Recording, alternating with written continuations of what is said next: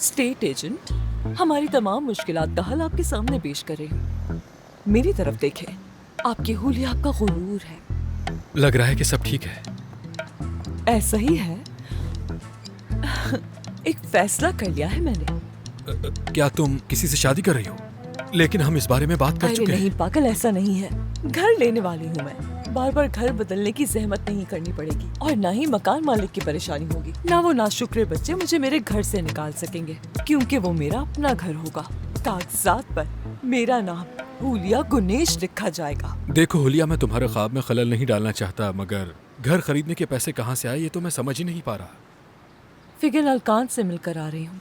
आसली को रेहान साहिबा से दूर रखना चाहती हैं। दिमाग खराब हो गया है उनका शायद। वो चाहती हैं उन पर काबू कर लिया जाए। तो फिर मैंने कह दिया, मुझे कबूल है आपकी बात। हाँ, मगर मेरे 3 बच्चे हैं, उनको लेकर मैं कहाँ जाऊंगी? तो उन्होंने कहा, एक घर लेकर दे देती हूँ मैं तुम्हें। एक मिनट, यानी वो तुम्हें घर खरीद कर दे रहे हैं जो सिर्फ तुम्हारे नाम पर होगा? हाँ, यही कह रही हूँ, मेरे नाम पर घर होगा। मेरे लिए तुम एक हसीन सा घर ढूंढोगे। लड़की, इतनी बड़ी बात हो गई और तुमने मुझे बताया तक नहीं। हैरत है। फौरन कॉल की थी तुम्हीं ने नहीं उठाई। वैसे तुम कहाँ गायब थे? ये छोड़ो कि मैं कहाँ था, क्या कर रहा था, किसके साथ था। मुझे ये बताओ कि वो इस घर वाली बात से पीछे तो नहीं हटेंगे ना? ये तो उन पर मुनहसर है। आसली को लेकर उनके घर पर नाजिल हो जाऊंगी मैं। रेहान साहिबा तो इस इंतजार में है कि आसली का हाथ उनको दे दे। उन्हें भी पता चलेगा कि हुलिया के साथ कोई मजाक नहीं हो सकता। कोई बच्चों का खेल है क्या ये? तुम तो वाकई बहुत खतरनाक हो।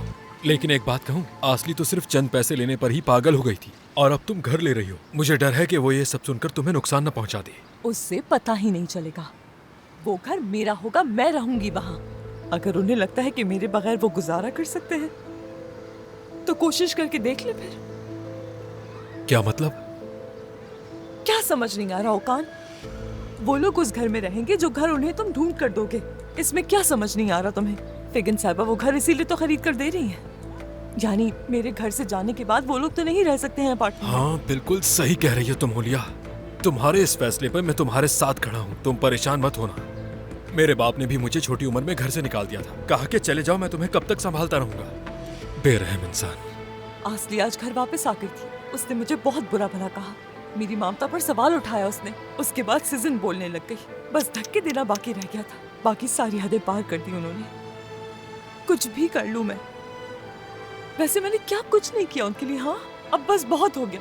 मैं मजीद कुछ नहीं करने वाली। अब तुम जल्दी से उनके लिए घर ढूंढो। एक घर उनके लिए ढूंढना और एक घर हमारे लिए। अपनी माँ पर चीखना चिल्लाना, यूं घर से निकाल देना। अपने आप को समझते क्या है?